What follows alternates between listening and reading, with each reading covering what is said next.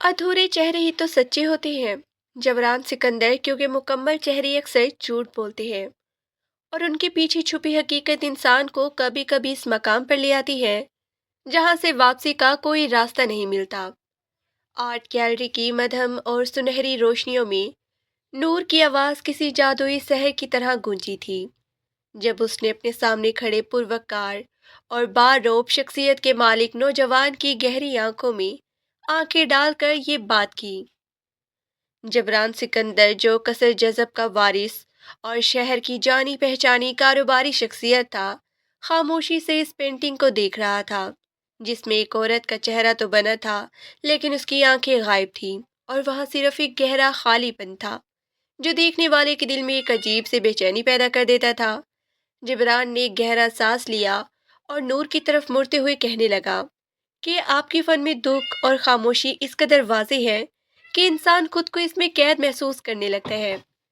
लेकिन क्या आपको नहीं लगता कि ज़िंदगी में अधूरापन सिर्फ तकलीफ देता है और शायद आप किसी ऐसे शख्स की तलाश में हैं जो आपके इन अधूरे चेहरों को मुकम्मल कर सके। नूर के लबों पर एक तल्ख सी मुस्कुराहट आई और उसने कहा कि ये तलाश तो सबकी होती है।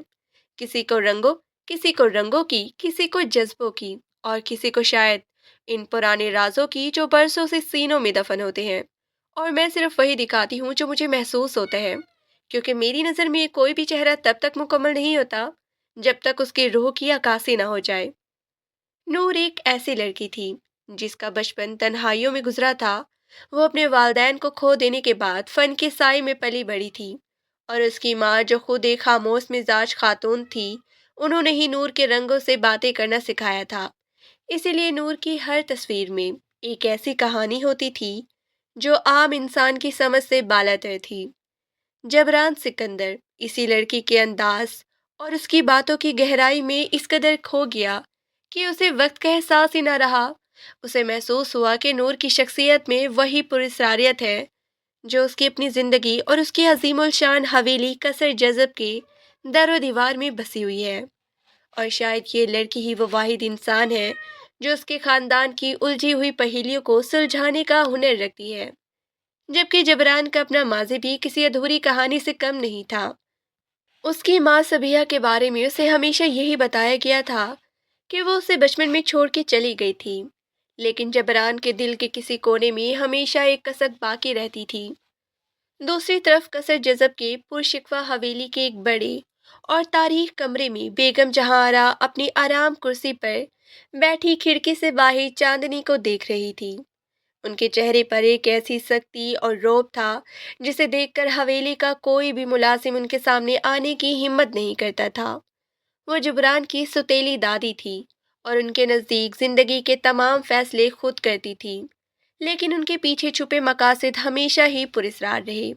जब उनके सामने नूर की तस्वीर और उसके फ़न का जिक्र आया और उन्होंने एक मखबर के ज़रिए नूर की वो पेंटिंग्स देखी, तो उनकी आंखों में एकदम से ऐसी चमक आई जो खुशी की नहीं बल्कि किसी गहरे खौफ और साजिश की थी। क्योंकि नूर की पेंटिंग बनाने के अंदाज में और उसके स्ट्रोक्स में उन्हें अपनी साबका सबिया की झलक साफ नजर आ रही थी। वही सबिया जिसे बरसों पहले एक पागल करार देकर लोगों की नज़रों से ओझल कर दिया गया था और जिसका जिक्र उस हवेली में ममनू था। बेगम जहां आरा ने अपने हाथ में पकड़ी तस्बीह के दानों को तेजी से घुमाना शुरू कर दिया और दिल ही दिल में सोचा कि ये लड़की अगर यहाँ ना आई तो पुराने राज दोबारा जिंदा हो सकते हैं। तो शायद इन हकीकतों को हमेशा के लिए दफन करना आसान हो जाएगा, क्योंकि दुश्मन को दूर रखने से बेहतर है कि उसे अपने पहलों में बिठा लिया जाए ताकि उसकी हर हरकत पर नज़र रखी जा सके। उन्होंने फ़ौरन जबरान को बुलवा भेजा और जब वो सामने आया तो निहायत नर्म और मुशफ़क़ाना लहजे में कहा कि बेटा, मैंने तुम्हारी पसंद के बारे में सुना है और मैं चाहती हूँ कि तुम नूर को कसरे जज़्ब की बहू बना कर ले आओ, क्योंकि तुम्हारे दादा की वफ़ात के बाद ये हवेली बहुत ही खामोश हो गई है और मुझे लगता है कि एक आर्टिस्ट ही इस हवेली में दोबारा रंग भर सकती है। और वैसे भी तुम्हारी खुशी में मेरी खुशी छुपी है, इसलिए मैंने फैसला कर लिया है कि तुम्हारी शादी उसी लड़की से होगी। जबरान अपनी दादी के इस अचानक और हमदराना फैसले पर हैरान तो हुआ, लेकिन वो नूर के शहर में इस कदर गिरफ्तार था कि उसने कोई सवाल करना मुनासिब न समझा اور خوشی خوشی اس فیصلے کو قبول کر لیا، جبکہ وہ اس بات سے بالکل بے خبر تھا کہ بیگم جہارا نے یہ مورا اس کے خلاف نہیں، بلکہ اس سچائی کو چھپانے کے لیے چلایا ہے جو صبیہ کے ساتھ ہی ختم ہو جانی تھی۔ شادی کا اعلان ہوتے ہی پورے شہر میں ہلچل مچ گئی، کیونکہ ایک طرف قصر جذب کا طاقتور وارث تھا اور دوسری طرف ایک ایسی گمنام لڑکی جس کا فن تو مشہور تھا، لیکن اس کا کوئی مضبوط خاندانی پس منظر نہیں تھا۔ مگر بیگم جہاں آرا نے اپنی طاقت اور اثر و رسوخ سے تمام زبانوں کو تالے لگا دیے، اور چند ہی دنوں میں نور قصر جذب کی دلہن بن کر اس عظیم علیشان حویلی کے سدے دروازے پہ کھڑی تھی، جہاں سے اس کی نئی زندگی کا آغاز ہونا تھا۔ شادی کی تقریب میں جہاں جبران کی آنکھوں میں نور کے لیے ستائش اور محبت کے رنگ تھے، وہیں نور کے دل میں ایک عجیب سی گھبراہٹ تھی۔ اسے محسوس ہو رہا تھا کہ وہ کسی بندھن میں نہیں بلکہ کسی جال میں قدم رکھ رہی ہے، اور جب اس کا سامنا پہلی بار بیگم جہاں آرا سے ہوا تو ان کی سرد آنکھوں نے نور کے وجود میں ایک لرزہ طاری کر دیا، جیسے وہ اسے خوش آمدید نہیں کہہ رہی ہو بلکہ اسے خبردار کر رہی ہو۔ شادی کے بعد جب نور پہلی بار قصر جذب کی حدود میں داخل ہوئی تو اسے ایک عجیب سی گھٹن کا احساس ہوا۔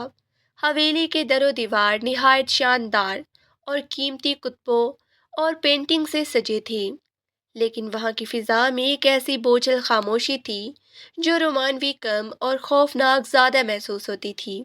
جبران اسے حویلی کے مختلف حصوں کے بارے میں بتا رہا تھا، لیکن اس کی آواز نور کو بہت دور سے آتی ہوئی محسوس ہو رہی تھی، کیونکہ اس کی تمام تر توجہ حویلی کے ان کونوں پر تھی جہاں اندھیرا اپنی جگہ بنائے ہوئے تھا، اور دیواروں پر لگی تصویریں اسے کسی گہرے راز کی طرف بلا رہی تھی۔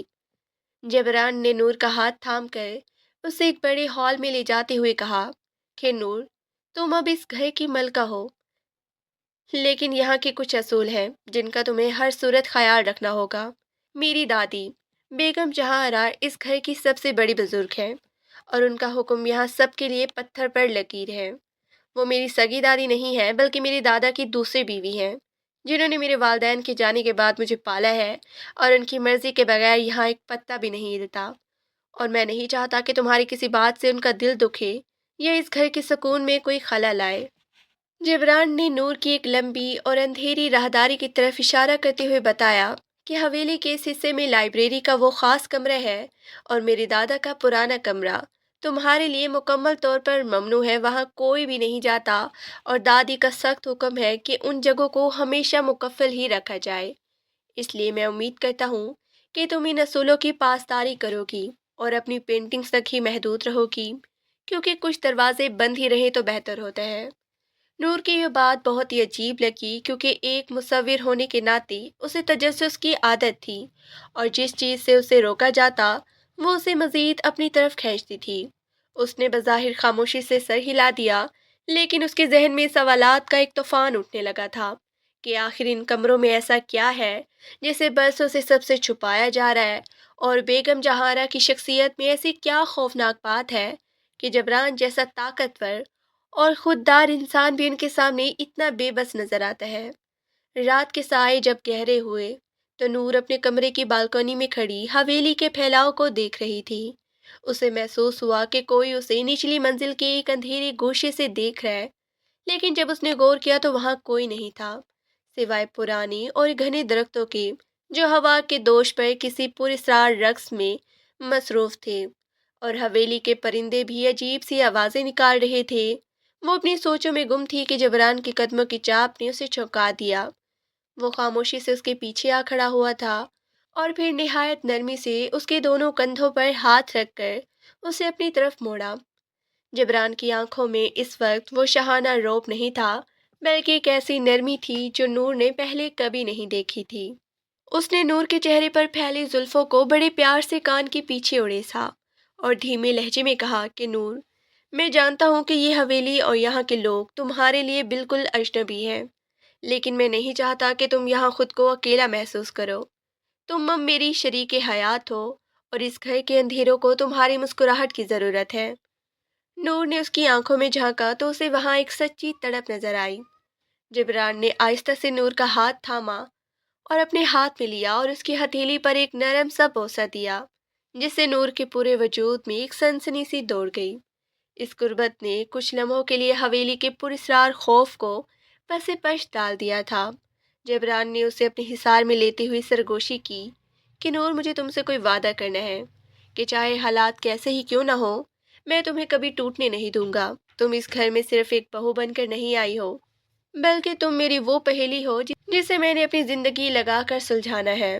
نور کی جبران کی گرم سانسیں اپنی پیشانی پر محسوس ہو رہی تھی، اور اس نے پہلی بار اس مرد کے بازوں میں خود کو مضبوط محسوس کیا تھا، جو کچھ دیر پہلے اسے خود ایک راز لگ رہا تھا۔ جبران نے اس کا چہرہ اپنے ہاتھوں کے پیالے میں بھر لیا اور اس کی آنکھوں میں دیکھتے ہوئے کہا کہ تمہاری ان خاموش آنکھوں میں بہت سے سوال ہیں، اور میں وعدہ کرتا ہوں کہ میں تمہارے ساتھ مل کر ان سب کے جواب ڈھونڈوں گا۔ بس مجھ پہ بھروسہ رکھنا۔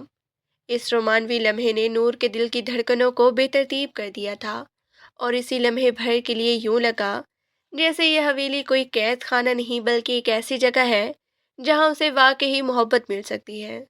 لیکن جیسے ہی جبران نے اسے مزید قریب کیا، حویلی کے کسی دور دراز کونے سے کسی پرندے کے پھڑ پھڑانے کی آواز آئی، اور نور ایک دم چونک کر اس سے تھوڑا دور ہو گئی۔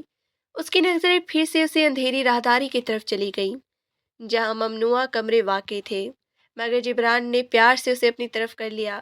قصر جذب کی یہ پہلی رات نور کے لیے جہاں ایک حسین خواب کی طرح شروع ہو رہی تھی، وہیں یہ ایک ایسی پہیلی بھی بن چکی تھی جہاں محبت اور خوف ایک ساتھ رقص کر رہے تھے۔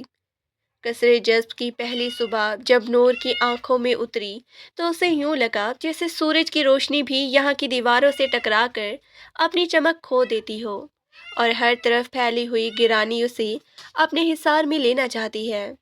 جبران سکندر ناشتے کی میز پر نور کا انتظار کر رہا تھا، اور جب نور سیڑھیوں سے اترتی ہوئی اس کے سامنے آئی تو جبران کی نظریں اس کے چہرے پر تھم گئیں، جیسے وہ اس کی آنکھوں میں چھپی بے چینی کو پڑھنے کی کوشش کر رہا ہو۔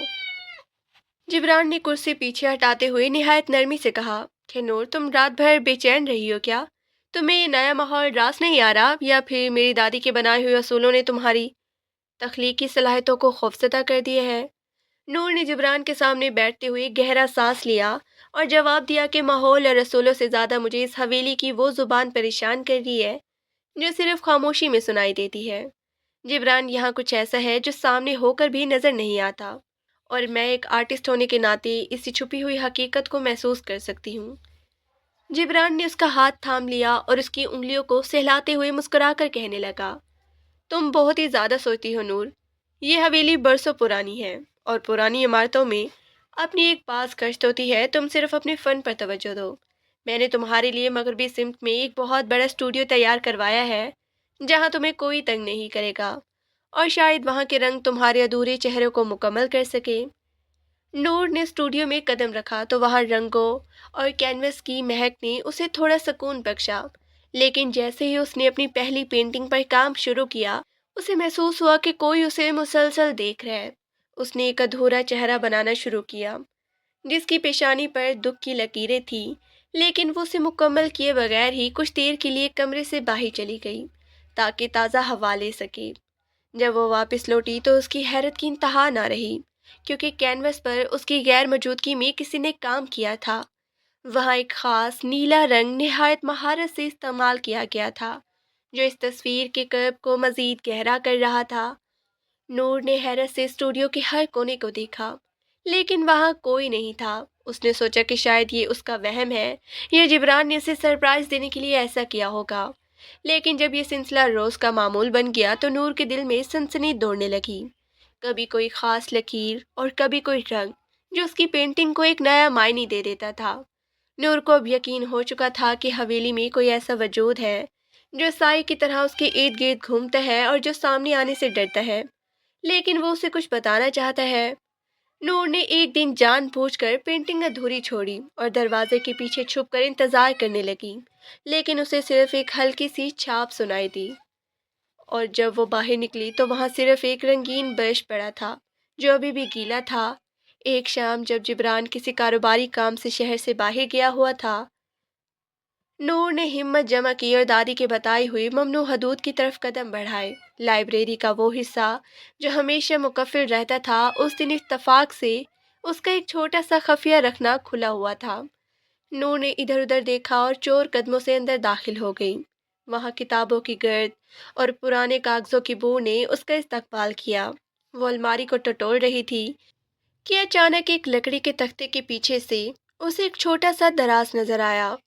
نور نے اسے کھولا تو اندر ایک مخملی کپڑے میں لپٹی ہوئی پرانی ڈائری ملی جو صبیحہ کی تھی۔ نور نے جیسے ہی اسے کھولا وہ دھنگ رہ گئی، کیونکہ اس ڈائری میں الفاظ کے بجائے صرف رنگوں کے دھبے اور برش کی عجیب و غریب سٹورکس بنے ہوئے تھے۔ ایک عام انسان کے لیے یہ صرف رنگوں کی بازگری تھی، لیکن نور جو خود ایک ماہر مصور تھی، اسے سمجھنے میں دیر نہ لگی کہ یہ ایک کوڈڈ لینگویج ہے۔ صبیحہ نے اپنی زندگی کے تمام دکھ اور حویلی کے راز اس ڈائری میں رنگوں کی زبان میں لکھے ہوئے تھے، تاکہ کوئی عام شخص اسے نہ پڑھ سکے۔ اور نور کو محسوس ہوا کہ یہ ڈائری ایک نقشہ ہے جو اسے اس حویلی کے سب سے بڑے اور ہولناک راز تک لے جائے گا۔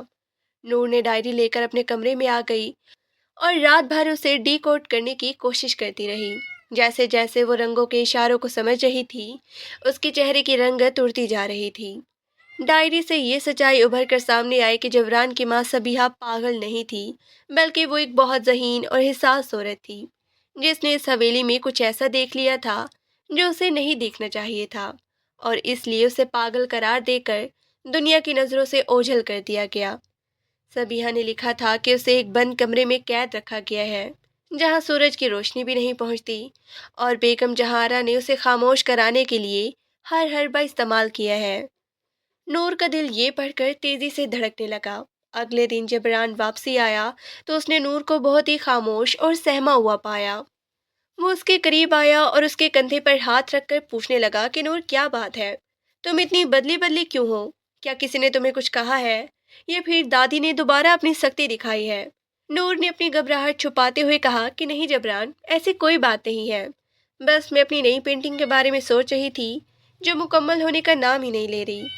جبران نے اسے اپنی طرف موڑا اور اس کی آنکھوں میں جھانکتے ہوئے کہا کہ میں جانتا ہوں کہ تم کچھ چھپا رہی ہو، لیکن یاد رکھنا اس حویلی میں سچائی بہت مہنگی پڑتی ہے، اس لیے بہتر یہی ہے کہ تم صرف مجھ پہ بھروسہ کرو اور کسی بھی ایسی چیز کے پیچھے نہ بھاگو جو تمہیں نقصان پہنچا سکے۔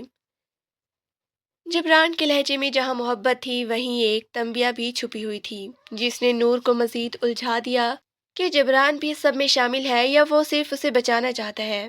لیکن نور اب پیچھے نہیں ہٹ سکتی تھی، کیونکہ صبیحہ کی ڈائری نے اسے ایک ایسی راہ پر ڈال دیا تھا جہاں سے واپسی ممکن نہیں تھی۔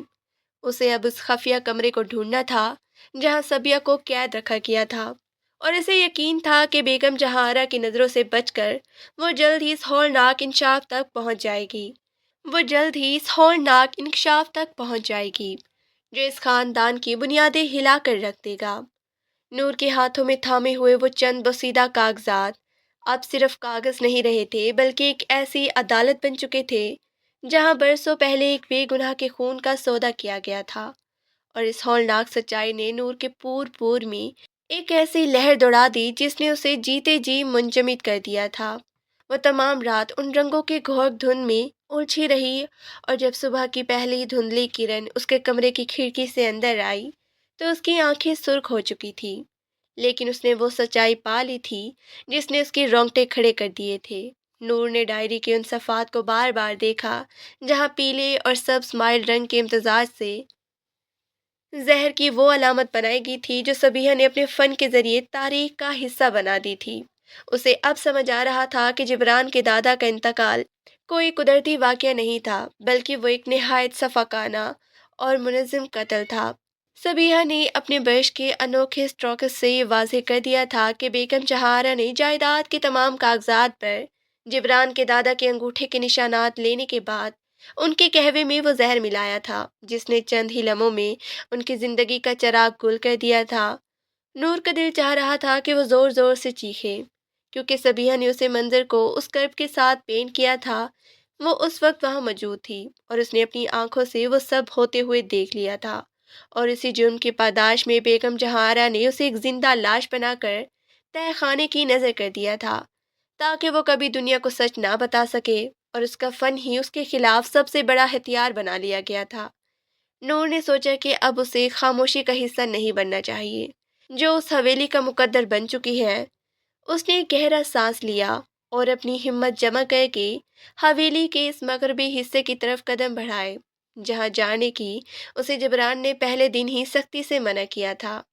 वहां की राहदारियों में छुपी हुई धूल और मकड़ी के जालों ने उसे बताना चाहा कि यहाँ बरसों से किसी इंसान के कदम नहीं पड़े। लेकिन नूर के अंदर सच्चाई जानने की तड़प इतनी शदीद थी कि उसे किसी भी पाबंदी का खौफ नहीं महसूस हो रहा था।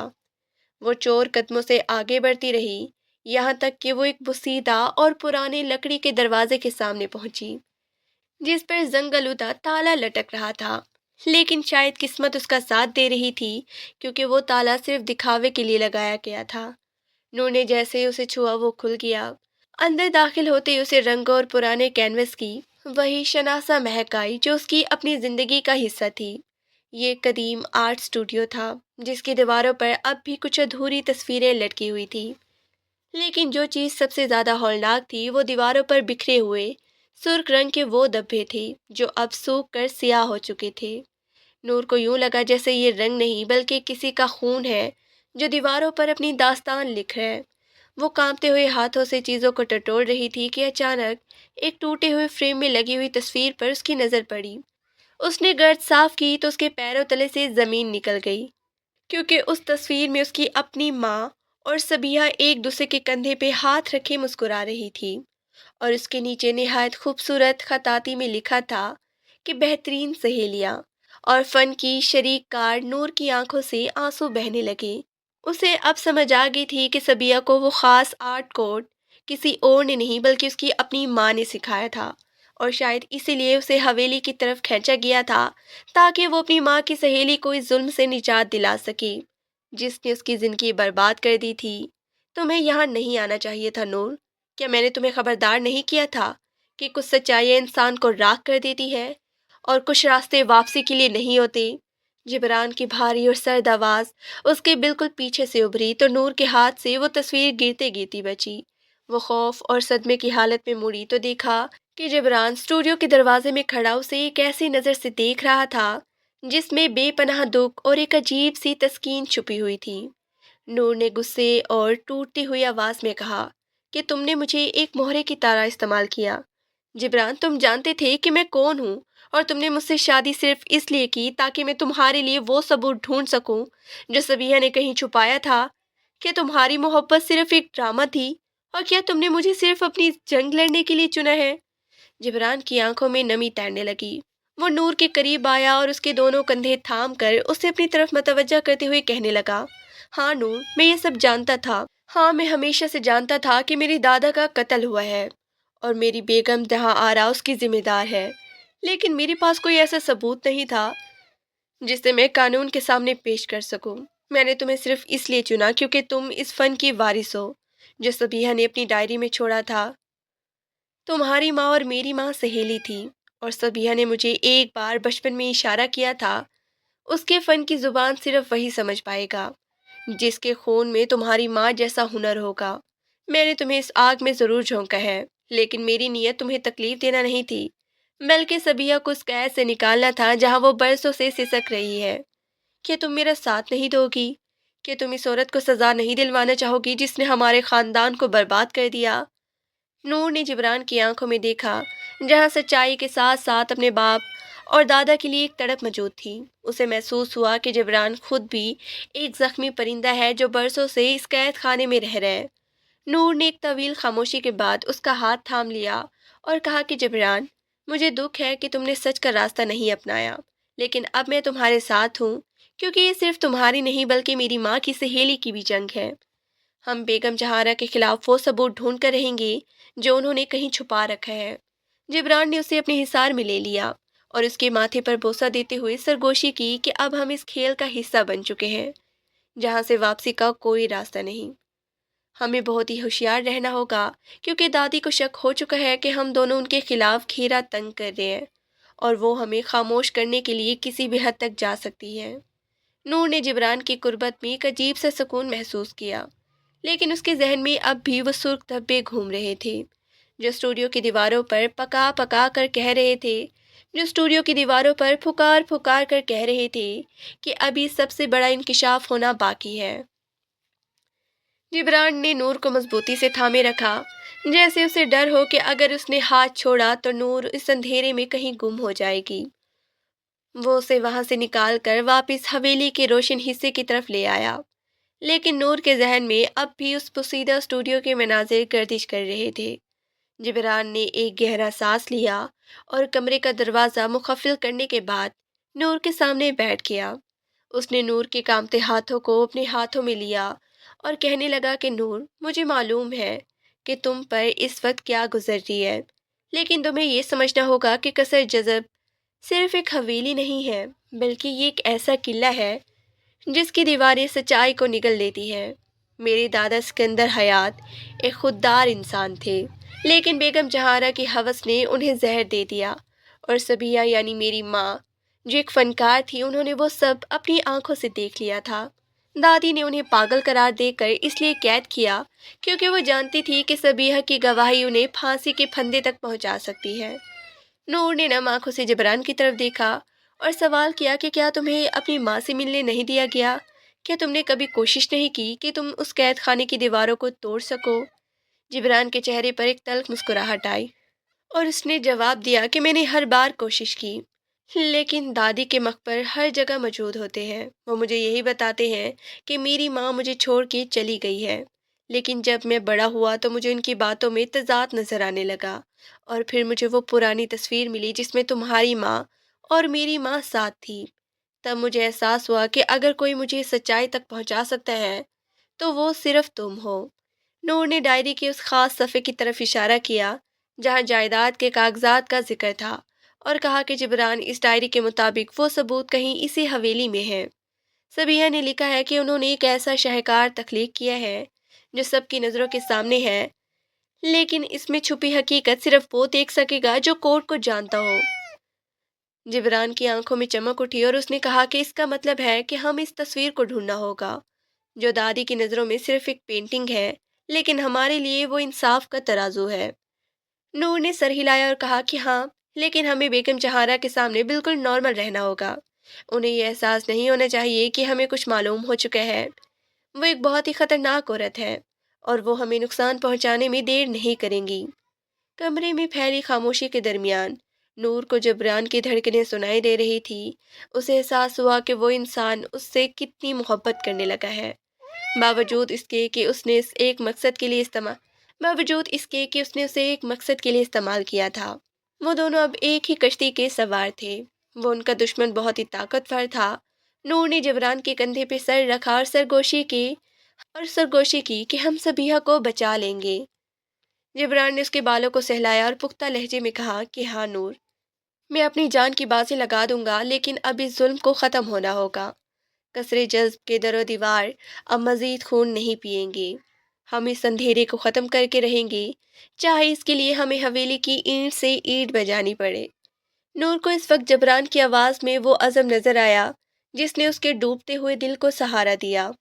वो दोनों अब इस मिशन पर निकल चुके थे जहाँ हर कदम पर मौत का साया था, लेकिन उनकी हिम्मत और सच्चाई की तलाश उन्हें इस मकाम तक ले जाएगी जहाँ बरसों से कैद सच्चाई अपना रास्ता ढूंढ रही थी। बेगम जहारा के खिलाफ घेरा तंग होना शुरू हो गया था और नूर को अब इस शहकार का सुराग लगाना था जिसमें सबिया ने अपनी जिंदगी का सबसे बड़ा राज छुपाया था। वो रात कसरे जज़ब की तारीखी में एक खामोश मगर फैसला कुन रात थी जहाँ दो रूहों ने मिलकर इंसाफ का सफ़र शुरू किया था। नूर की आंखों में अब वो अधूरे चेहरे नहीं थे, बल्कि एक मुकम्मल तस्वीर बनने की उम्मीद जाग उठी थी। वो जानती थी कि उसकी माँ की रूह भी शायद उसे इस रास्ते पर देखकर सुकून महसूस कर रही होगी, और सबिया के वो साए जो उसे स्टूडियो में मिलते थे, वो दरअसल साए नहीं बल्कि एक पुकार थी जो उसे पुकार रही थी कि आओ और मुझे इस कैद से छुड़ाओ जहाँ वक्त थम गया है। जिब्रान और नूर ने एक दूसरे का हाथ थाम कर इस अज़म का इरादा किया कि वो इस हवेली के हर पोशीदा गोशे को छान मारेंगे और बेगम जहारा के गरूर को खाक में मिला देंगे। कसरे जज्ब की इस कदीम और पुरस्रार स्टूडियो में फैली हुई वो भारी खामोशी अब नूर के लिए एक बोझ बनती जा रही थी। जब उसने जिब्रान की आंखों में वो सच्चाई देखी जिसे वो बरसों से अपने सीने में दफन किए हुए था, नूर का दिल एक लम्हे के लिए रुक सा गया। اسے محسوس ہو رہا تھا کہ وہ اس عظیم الشان حویلی کے محیط ایک بہو نہیں بلکہ ایک بساط پر بچھا ہوا وہ مہر ہے جسے بہت سوچ سمجھ کر اپنی جگہ پر رکھا گیا تھا۔ جبران نے نور کے لرزتے ہوئے ہاتھوں کو مزید مضبوطی سے تھام لیا اور اس کی آنکھوں میں دیکھتے ہوئے نہایت دھیمے مگر پرعزم لہجے میں کہا کہ نور، میں جانتا ہوں کہ تمہیں یہ جان کر بہت ہی دکھ ہوگا کہ ہماری شادی کے پیچھے میرا ایک مقصد چھپا تھا، لیکن یقین کرو، تمہیں پہلی بار گیلری میں دیکھتے ہی مجھے یہ احساس ہو گیا تھا کہ تم ہی وہ واحد انسان ہو جو میری ماں کی اس خاموش چیخ کو زبان دے سکتی ہو۔ میں نے تمہیں استعمال ضرور کیا ہے، لیکن میری محبت میں کوئی جھوٹ نہیں تھا۔ نور نے اپنا ہاتھ چھڑانے کی کوشش نہیں کی، بلکہ اس کی نظریں جبران کے چہرے پر جم گئی، جہاں ندامت اور کرب کے سائے صاف نظر آ رہے تھے۔ نور نے ایک لمبا سانس لیا اور کہا، جبران، ایک فنکار کے لیے اس سے بڑی توہین کوئی نہیں ہو سکتی کہ اس کے فن کو کسی چال کا حصہ بنایا جائے، لیکن تمہاری آنکھوں میں اپنے خاندان کے لیے جو تڑپ میں دیکھ رہی ہوں، وہ مجھے یہ فیصلہ کرنے پر مجبور کر رہی ہے کہ میں تمہارا ساتھ دوں گی، کیونکہ یہ اب صرف تمہاری ماں کا مسئلہ نہیں رہا، بلکہ میری ماں کی اس دوستی کا بھی تقاضا ہے جو انہوں نے صبیحہ کے ساتھ نبھائی تھی۔ ہم اس انتقام کی آگ کو ٹھنڈا کریں گے، لیکن یاد رکھنا کہ اگر دوبارہ کبھی تم نے مجھ سے کوئی سچ چھپایا تو میں اس حویلی کی در و دیوار میں ہمیشہ کے لیے گم ہو جاؤں گی۔ جبران نے اس کے سامنے سر جھکا دیا اور اس کے ہاتھ پر اپنے لب رکھ دیے، جیسے وہ اس کے فیصلے پر اس کا شکر گزار ہو۔ وہ دونوں اب ایک ایسے معاہدے میں بن چکے تھے جہاں سچائی کا راستہ بہت ہی کٹھن تھا، اور ان کا مقابلہ اس عورت سے تھا جو برسوں سے اس قلعے کی بے تاج ملکہ بنی بیٹھی تھی۔ بیگم جہاں آرا حویلی کے بالائی حصے میں کھڑی ان دونوں کی سرگوشیوں کو اپنی تیز نظروں سے ناپ رہی تھی۔ انہیں شک ہو چکا تھا کہ نور نے وہ ممنوعہ دروازہ کھول لیا ہے جس کے پیچھے انہوں نے اپنے جرائم کی داستان چھپائی تھی۔ بیگم جہاں آرا کے لبوں پر ایک خفقانہ مسکراہٹ آئی، اور انہوں نے دل ہی دل میں فیصلہ کیا کہ اب نور کو بھی اسی راستے پہ بھیجنے کا وقت آ گیا ہے جس پر صبیحہ کو بھیجا گیا تھا۔ اگلی چند راتیں نور کے لیے کسی بہانہ خواب سے کم نہیں تھی۔ بیگم جہارا نے اپنی چال چلنا شروع کر دی تھی۔ نور جب بھی سوتی، رات کو اس کے کمرے کے کسی کونے سے کسی عورت کی سسکی بھرنے کی آوازیں آتی تھی۔ کبھی اسے محسوس ہوتا کہ کوئی اس کے بیڈ کے قریب کھڑا اسے مسلسل گھور رہا ہے، اور کبھی پورے کمرے میں صبیحہ کی پسندیدہ عطر کی مہک چل جاتی۔ نور ہڑبڑا کے اٹھتی تو وہاں کوئی نہیں ہوتا۔ جبران اسے تسلی دیتا کہ یہ صرف اس کا وہم ہے، لیکن جہارا ناشتے کی میز پر نہایت ہمدردی سے کہتی کہ نور بیٹی، مجھے لگتا ہے کہ تمہاری طبیعت کچھ ٹھیک نہیں ہے۔ اس حویلی کی ہوا بعض اوقات نئے لوگوں کو راس نہیں آتی۔ دیکھو، صبیحہ کے ساتھ بھی ایسا ہی ہوا تھا، وہ بھی شروع میں ایسی ہی باتیں کرتی تھی، اور پھر ایک دن اس کا ذہنی توازن بالکل بگڑ گیا۔ مجھے ڈر ہے کہ کہیں تمہارے ساتھ بھی ویسا ہی نہ ہو جائے۔ نور نے دادی کی آنکھوں میں چھپا وہ طنز اور دھمکی بھانپ لی تھی۔ اب وہ ڈرنے والی نہیں تھی، بلکہ ایک فائٹر بن کے سامنے آ رہی تھی۔ ایک رات جب جبران گہری نیند میں تھا، نور کو اپنے اسٹوڈیو سے کسی چیز کے گرنے کی آواز آئی۔ وہ ہمت کر کے وہاں پہنچی تو دیکھا اس کی پینٹنگ زمین پر بکھری ہوئی تھی، اور دیوار پر سیاہ رنگ کے بڑے بڑے دھبے لگے ہوئے تھے۔ اسے محسوس ہوا کہ سائے اس کے ارد گرد رقص کر رہے ہیں، اور بیگم جہارا کی کھوکھلی ہنسی راہداریوں میں گونج رہی ہے۔ نور نے اپنی آنکھیں بند کی اور اونچی آواز میں کہا کہ میں جانتی ہوں یہ سب آپ کر رہی ہے دادی ماں، لیکن یاد رکھیں کہ رنگ کبھی جھوٹ نہیں بولتے، اور میں صبیحہ کی طرح کمزور نہیں ہوں کہ آپ کی ان چھوٹی چالوں سے ڈر کر خود کو پاگل قرار دے دوں۔ میں وہ سر ڈھونڈ کے رہوں گی جو آپ نے ان دیواروں میں دفن کیا ہے۔ نور کی اس ہمت نے بیگم جہارا کو تھوڑا سا چونکا دیا تھا، لیکن وہ بھی ہار ماننے والی نہیں تھی۔ انہوں نے جبران کے ذہن میں یہ بات ڈالنا شروع کر دی تھی کہ نور کو کسی اچھے ڈاکٹر کی ضرورت ہے، کیونکہ وہ راتوں کو اٹھ کر اکیلی باتیں کرتی ہے اور اسٹوڈیو میں توڑ پھوڑ کرتی ہے۔ جبران ایک طرف نور کی سچائی پر یقین رکھتا تھا، اور دوسری طرف اسے اپنی ماں کی ماضی کا خوف ستا رہا تھا کہ کہیں واقعی نور بھی اسی نفسیاتی دباؤ کا شکار نہ ہو جائے جس نے صبیحہ کو برباد کر دیا تھا۔ نور نے اب اپنی توجہ شاہکار کی تلاش پر مرکوز کر دی تھی، جس کا ذکر صبیحہ نے اپنی ڈائری میں کیا تھا۔ وہ جانتی تھی کہ صبیحہ نے ثبوت کسی کاغذ پر نہیں بلکہ کسی ایک ایسی پینٹنگ میں چھپایا ہے جو سب کی نظروں کے سامنے ہے۔ وہ حویلی کے ہر کمرے اور ہر گیلری میں لگی تصویروں کا معائنہ کرتی رہی، لیکن اسے کچھ خاص نظر نہ آیا۔ ایک دن جب وہ تھک کر مین ہال میں لگی جبران کے دادا کی اس عظیم الشان تصویر کے سامنے کھڑی تھی تو اسے ایک عجیب سا احساس ہوا۔ وہ تصویر ہال کے بالکل درمیان میں لگی تھی اور اس کی فریم بہت ہی وزنی اور قدیم تھی۔ نور نے غور کیا تو دیکھا کہ تصویر میں دادا کی آنکھوں کی چمک اور ان کے ہاتھ کی لکیریں عام پینٹنگ سے مختلف تھیں۔ اس نے سوچا کہ صبیحہ نے اگر کچھ چھپایا ہے تو وہ اس گھر کے سب سے اہم انسان کی تصویر میں ہی ہو سکتا ہے۔ نور نے ادھر ادھر دیکھا کہ کوئی اسے دیکھ تو نہیں رہا، اور پھر اس نے ایک سٹول پر چڑھ کر اس بھاری فریم کو چھوا۔ اسے محسوس ہوا کہ فریم کے پیچھے ایک اور باریک کینوس لگا ہوا ہے۔ اسے محسوس ہوا کہ فریم کے پیچھے ایک اور باریک کینوس چھپا ہوا ہے، جو اصل کینوس کے ساتھ اس طرح جڑا گیا ہے کہ عام نظر اسے پہچان نہ سکے۔ نور کا دل تیزی سے دھڑکنے لگا۔ اسے یقین ہو گیا کہ یہاں وہ شہکار ہے جس میں اس رات کا منظر پینٹ کیا گیا ہے جب جبران کے دادا کو زہر دیا گیا تھا، لیکن ابھی اسے نکالنا ممکن نہیں تھا کیونکہ بیگم جہارا کسی بھی وقت وہاں آ سکتی تھی۔ نور اسٹوڈیو میں واپس آئی تو جبران وہاں موجود تھا۔ اس نے نور کے چہرے پر چھپی جیت کی چمک دیکھ لی تھی۔ جبران نے پوچھا کہ کیا تمہیں کچھ ملا ہے؟ نور نے اسے قریب بلایا اور سرگوشی میں بتایا کہ جبران، وہ ثبوت حال میں لگی تمہارے دادا کی تصویر کے پیچھے ہے۔ صبیحہ نے اسے اس طرح چھپایا کہ وہ سب کے سامنے ہو کر بھی اوجھل ہے۔ ہمیں کسی طرح اس تصویر کو وہاں سے ہٹانا ہوگا، لیکن بیگم جہارا کی موجودگی میں یہ بہت ہی مشکل ہے۔ جبران نے کچھ دیر سوچا اور کہا کہ کل رات دادی ایک خیراتی تقریب میں شہر جا رہی ہے۔ وہ چند گھنٹوں کے لیے حویلی سے باہر ہوں گی، وہیں ہمارے پاس بہترین موقع ہوگا۔ ہم اس تصویر کو ڈی کوڈ کریں گے اور دیکھیں گے کہ میری ماں نے ہمارے لیے کیا پیغام چھوڑا ہے۔ نور نے اس کا ہاتھ تھام لیا اور کہا کہ ہمیں بہت ہی ہوشیار رہنا ہوگا جبران، کیونکہ مجھے ایسا محسوس ہوتا ہے کہ دادی ہم پر نظر رکھنے کے لیے کوئی نہ کوئی انتظام ضرور کر کے جائیں گی۔ یہ حویلی صرف دیواروں کا نام نہیں ہے بلکہ اس کے کان بھی ہیں اور آنکھیں بھی۔ جبران نے اسے یقین دلایا کہ وہ سب سنبھال لے گا، لیکن نور کے دل میں ایک انجانا سا خوف ابھی بھی موجود تھا کہ کہیں یہ سب بیگم جہارا کی کوئی نئی چال تو نہیں جس میں ان دونوں کو ایک ساتھ پھنسانا چاہتی ہو۔ اگلے دن کی شام قصر جز پر بہت ہی بوجھل گزری۔ بیگم جہارا کے جانے کے بعد حویلی میں ایک عجیب سی خاموشی چھا گئی تھی۔ نور اور جبران نے مین ہال میں جمع ہونے کا فیصلہ کیا۔ نور کے پاس اس کے آرٹ کے اوزار تھے۔ انہوں نے تصویر کو دیوار سے اتارا تو اس کے پیچھے سے دھول کی ایک تہہ اڑی۔ نور نے مہارت سے فریم کے کناروں کو چھیلنا شروع کیا تو اسے کینوس کے پیچھے ایک اور کینوس کی جھلک نظر آئی۔ اس نے جیسے ہی اسے مکمل طور پر الگ کیا تو دونوں کی چیخ نکلتے نکلتے رہ گئی، کیونکہ اس کینوس پر ایک ہولناک منظر پینٹ کیا گیا تھا جس میں ایک عورت ہاتھ میں قہوے کا کپ لیے ایک بوڑھے آدمی کے قریب کھڑی تھی اور اس کی آنکھوں میں ہوس اور نفرت صاف دکھائی دے رہی تھی۔ پینٹنگ کے کونے میں صبیحہ کے دستخط تھے اور ساتھ میں وہ تاریخ بھی درج تھی جس رات جبران کے دادا کا انتقال ہوا تھا۔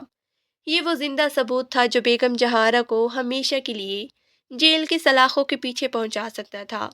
لیکن جیسے ہی نور نے وہ کینوس ہاتھ میں لیا، ہال کے بڑے دروازے کے کھلنے کی آواز آئی اور بیگم جہارا اپنے چند وفادار ملازموں کے ساتھ وہاں نمودار ہوئی۔ ان کے چہرے پر وہ پشفقانہ دادی والا نقاب اب اتر چکا تھا اور وہاں صرف ایک قاتل کی وحشت باقی تھی۔ تم تو دونوں نے آخرکار وہ ڈھونڈ لیا جسے میں برسوں سے مٹانے کی کوشش کر رہی تھی۔ بیگم جہارا کی آواز ہال میں بجلی کی طرح گونجی۔ جبران نے نور کو اپنے پیچھے چھپا لیا اور غصے سے کہا کہ آپ کا کھیل اب ختم ہو چکا ہے دادی ماں۔ یہ پینٹنگ آپ کی جرم کی گواہی دے رہی ہے اور میں اب آپ کو مزید اس حویلی کی عزت نیلام کرنے کی اجازت نہیں دوں گا۔ بیگم جہارا نے ایک زوردار قہقہ لگایا اور کہا کہ تمہیں کیا لگتا ہے جبران کہ میں اتنی آسانی سے ہار مان لوں گی؟ یہ حویلی میری ہے اور یہاں کا ہر قانون میرا بنایا ہوا ہے۔ تم نے اس لڑکی کے پیار میں آ کر اپنی دادی کے خلاف بغاوت کی ہے، اب تمہیں اس کی قیمت چکانی ہوگی۔ وہ ملازم جو بیگم جہارا کے ساتھ تھے انہوں نے جبران اور نور کو گھیرے میں لے لیا۔ نور کا دل تیزی سے دھڑک رہا تھا، لیکن اس نے وہ کینوس اپنے سینے سے لگا لیا تھا۔ اسے معلوم تھا کہ یہ ان کی زندگی اور موت کا مسئلہ ہے اور اب پیچھے ہٹنے کا کوئی راستہ نہیں ہے۔ مین ہال کی فضا اس وقت کسی منجمد لمحے کی طرح ٹھہری ہوئی تھی، جہاں ایک طرف نور نے صبیحہ کا وہ شہکار اپنے ہاتھوں میں تھام رکھا تھا جس میں برسوں پہلے کی گئی ایک سفاکیت کی پوری داستان سمٹ آئی تھی، اور دوسری طرف بیگم جہارا اپنی ہوس اور اقتدار کے آخری سہارے کو گرتا دیکھ کر ساکت کھڑی تھی۔ ان کی نظریں اس کینوس پر جمی تھی جہاں رنگوں نے اس کے جرم کی گواہی دے دی تھی۔ جبران سکندر اپنی شریک حیات نور کے سامنے ایک ڈھال بن کے کھڑا تھا۔ اس کی آنکھوں میں غصہ تو تھا، لیکن اس کے ساتھ ساتھ ایک گہرا دکھ بھی تھا کہ جس عورت کو اس نے اپنی دادی مان کر عزت دی، وہ اس پورے خاندان کی تباہی کی ذمہ دار نکلی۔ بیگم جہارا نے ایک قدم آگے بڑھایا اور ان کے چہرے پر وہی پرانی سختی لوٹ آئی جس سے وہ حویلی پر راج کرتی تھی۔ انہوں نے نہایت سرد آواز میں کہا کہ نور، یہ تصویر میرے حوالے کر دو۔ یہ تصویر ایک پاگل عورت کی تخلیقاتی پینٹنگ ہے جس کا حقیقت سے کوئی تعلق نہیں، اور تم ایک باہر کی لڑکی ہو کر اس خاندان کے معاملات میں مداخلت کر رہی ہو جس کا انجام تمہارے لیے اچھا نہیں ہوگا۔ جبران نے دادی کی بات کاٹتے ہوئے نہایت سنجیدگی سے کہا کہ اب بہت دیر ہو چکی ہے دادی، یہ صرف ایک تصویر نہیں بلکہ اس رات کا نوحہ ہے جس رات آپ نے جائیداد کی خاطر میرے دادا کو قہوے میں زہر ملا کر دیا تھا۔ سبیہ نے وہ سب دیکھا تھا اور اس نے اپنے فن کے ذریعے اس حقیقت کو محفوظ کر لیا تھا۔ میں برسوں سے سچ کی تلاش میں تھا اور آج رنگوں نے خود اپنی زبان کھول دی ہے۔ آپ نے میری ماں کو پاگل نہیں بنایا تھا بلکہ اس کے سچ کو دفن کرنے کے لیے اسے ایک ایسی سزا دی جس کا کوئی قصور بھی نہیں تھا۔ ہال میں بیگم جہارا کے قہقہے کی آواز گونجی جو رفعت آمیز کم اور خوفناک زیادہ تھی۔ انہوں نے اپنے سر کو جھٹکا دیا اور کہنے لگی کہ ہاں، میں نے ہی کیا تھا وہ سب، کیونکہ تمہارے دادا نے فیصلہ کر لیا تھا کہ وہ قصر جذب کی تمام تر میراث تمہارے باپ کے نام کر دیں گے، اور میں ان کی دوسری بیوی ہونے کے ناطے صرف ایک کونے میں پڑی رہنے والی عورت بن جاتی۔ میں نے اپنی پوری زندگی اس حویلی کی شان و شوکت کے لیے وقف کر دی، اور میں اسے اتنی آسانی سے اپنے ہاتھوں سے نکلتے نہیں دیکھ سکتی تھی۔ سبیہ نے وہ سب دیکھ لیا تھا، اس نے مجھے وہ زہر دیتے ہوئے دیکھ لیا تھا، اور میں نے اسے خاموش کرنے کے لیے وہی طریقہ اپنایا جو اس جیسے حساس عورت کو توڑنے کے لیے کافی تھا۔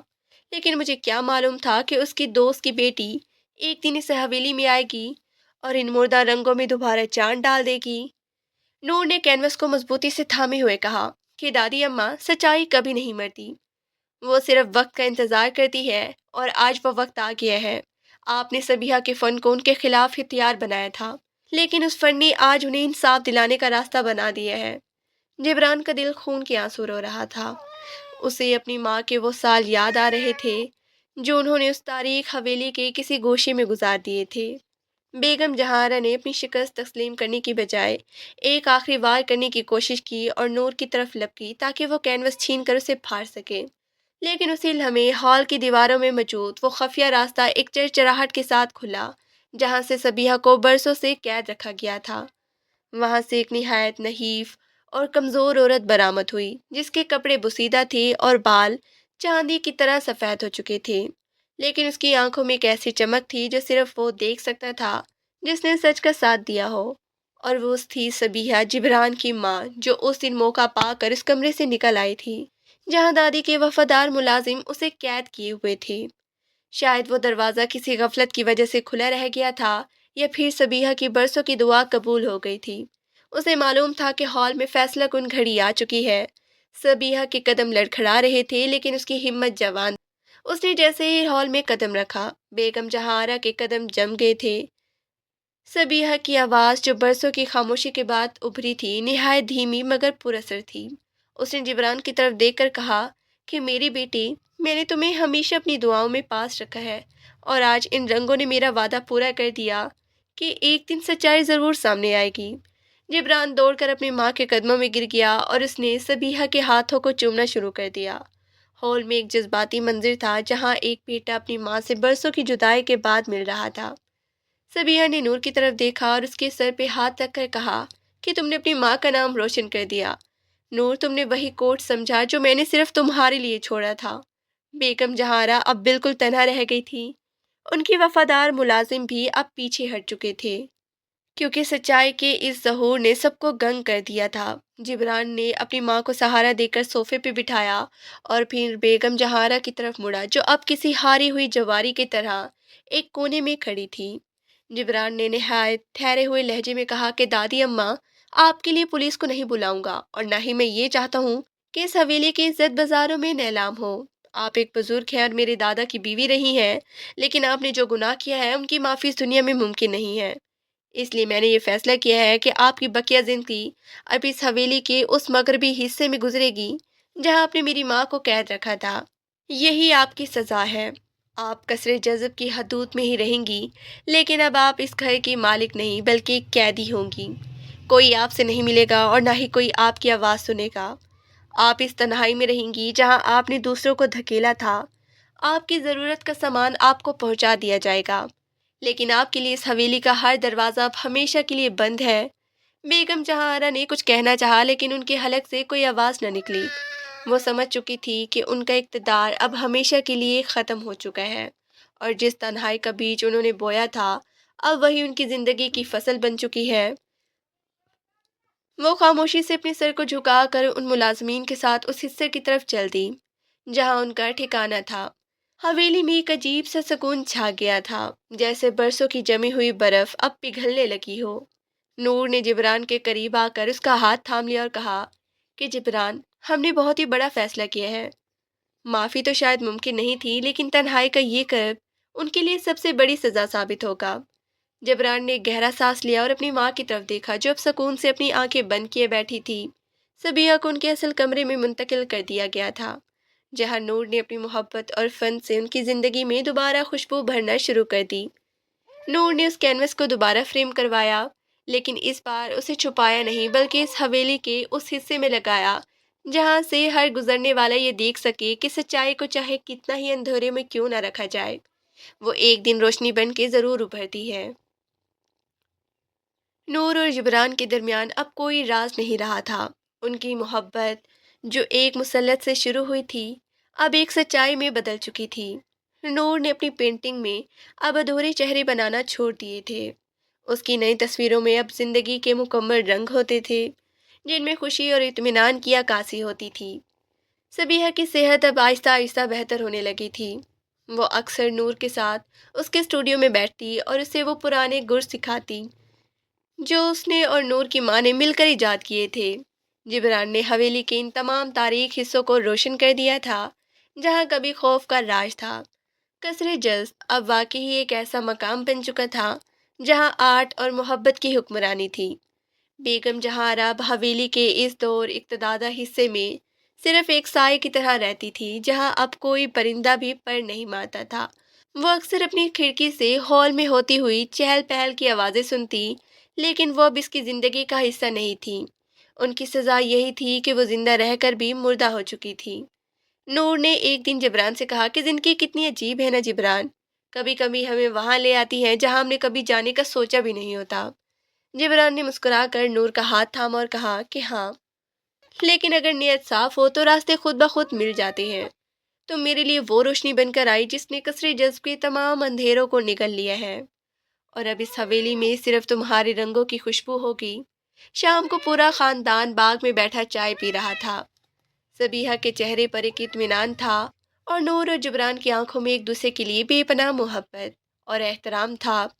قصر جذب کی دیواریں اب وہ پرانے راز بھول چکی تھیں، اور ہر طرف ایک نیا سویرے کا استقبال ہو رہا تھا جہاں اب کوئی بھی چہرہ ادھورا نہیں تھا اور نہ ہی کوئی کہانی نامکمل تھی۔